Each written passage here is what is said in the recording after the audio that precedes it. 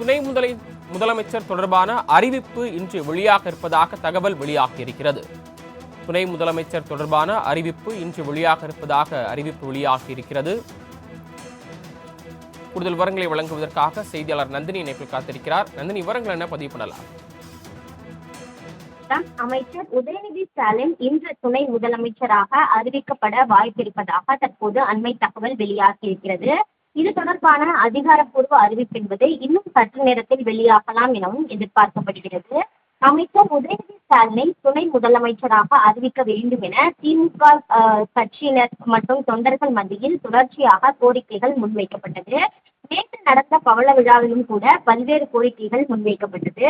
இது தொடர்பாக கடந்த சில நாட்களுக்கு முன்னதாக முதலமைச்சரிடம் கேள்வி எழுப்பிய போது இது தொடர்பான அறிவிப்பு விரைவில் வெளியாகும் என தெரிவித்திருந்தார். அந்த வகையில்தான் முதலமைச்சர் வெளிநாடு பயணம் முடித்துவிட்டு சென்னை திரும்பியிருக்கக்கூடிய நிலையில் துணை முதலமைச்சர் தொடர்பான அறிவிப்பு என்பது இன்னும் சற்று நேரத்தில் வெளியாகலாம் என எதிர்பார்க்கப்படுகிறது.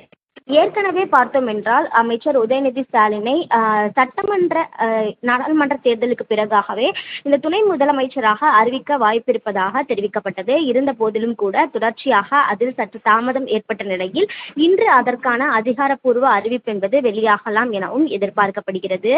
குறிப்பாக பார்த்தோம் என்றால் அமைச்சரவையிலும் சில மாற்றங்கள் இருக்குவதற்கான வாய்ப்புகள் இருப்பதாகவே பார்க்கப்படுகிறது.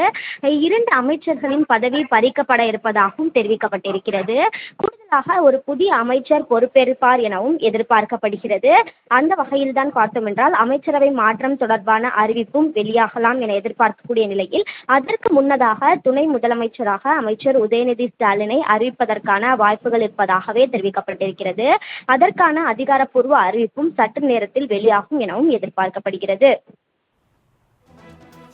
நாங்கள் வழங்கிய தகவல்களுக்கு நன்றி நந்தினி.